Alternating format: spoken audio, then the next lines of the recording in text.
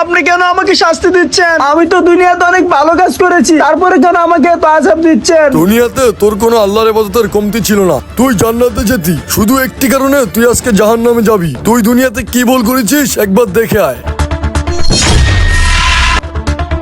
আরে এত সুন্দর বড়ি গাছ, আরে কিছু বড়ি খাওয়া যায়?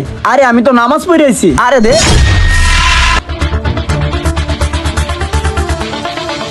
হে আল্লাহ, তোমার সৃষ্টি দুনিয়ায় সবই সুন্দর, আর এই বড়িটা এত মিষ্টি, তোমার কাছে লাখো শুকরিয়া।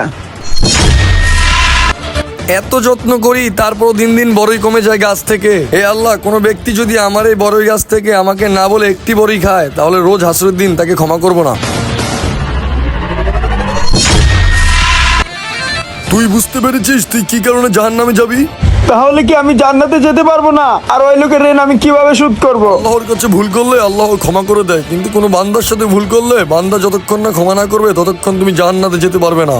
তুমি জাহান্নামে যাও, জাহান্নামে চলে যাও।